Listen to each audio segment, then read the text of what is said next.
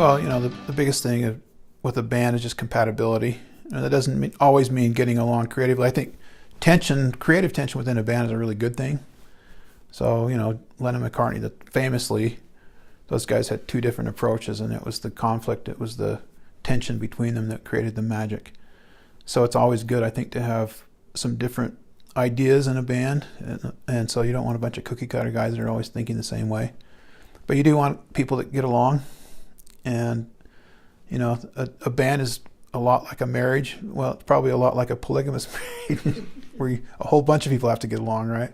And you spend a lot of time with them. And those guys that have made it, they've gone out on the road and they've been together for months at a time, and 24/7, and that really gets old.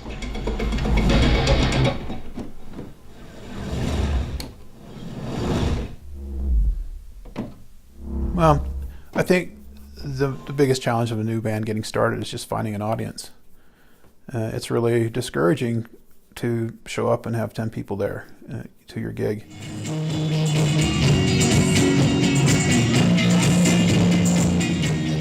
Taking the time to form a band, and if that band isn't successful, we've been in many different bands, and we've just chosen this one, I guess, to really be successful, even though we wanted each other one to work out.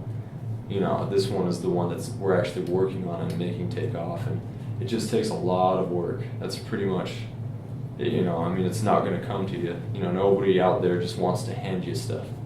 That's not how the world works. And a big thing is being nice to everybody and making friends with as many people as you can possibly make friends with, because, people are the reason we do this, in the first place, and without people, you don't have anything, really.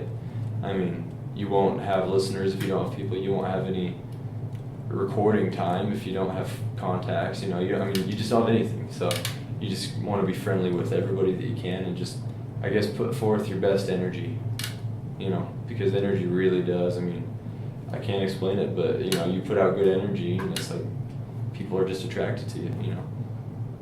Just that some people are there for you the whole way, and some people, they have to kind of grow into it, which is, it's okay, so that's how it happens sometimes. But I think just knowing the direction is something we've had, but it's kind of gotten muffled, and it's been hard to see exactly what we need to do, the next step we have to take, and where we stand.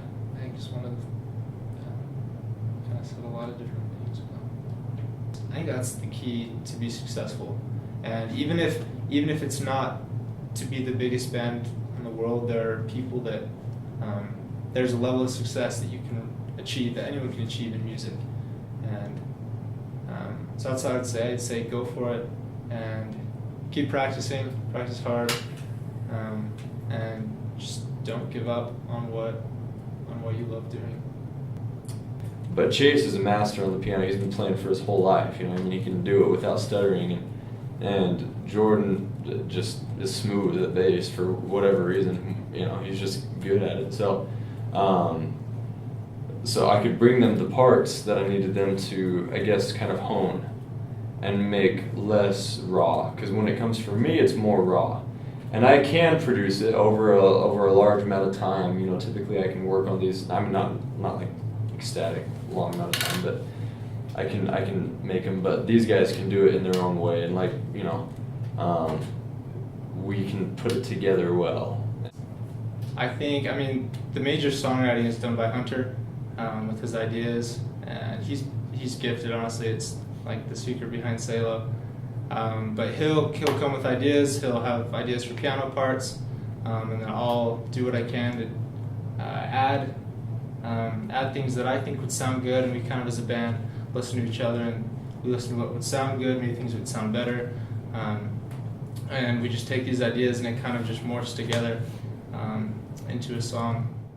My role has been primarily as a fan of local bands, but I have had the opportunity to teach many of the members of local bands. And some of those people have been media students, and I teach a film scoring class at BYU. And then I just work in the studios, and so I'm hiring these people frequently to play guitar or play keyboards or play drums or sing.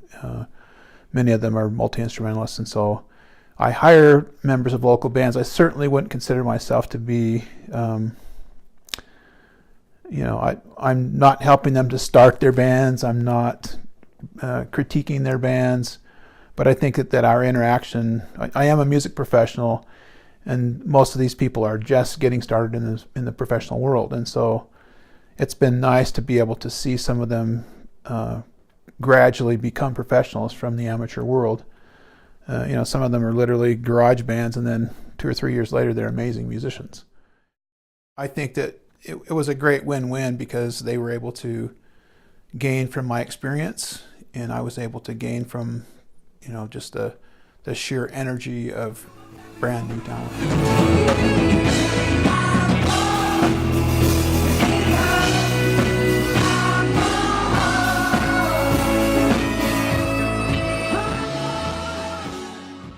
And so it's been really fun to witness that and to see, just what an amazing, nurturing scene that Provo is for local musicians. It's a great launch pad.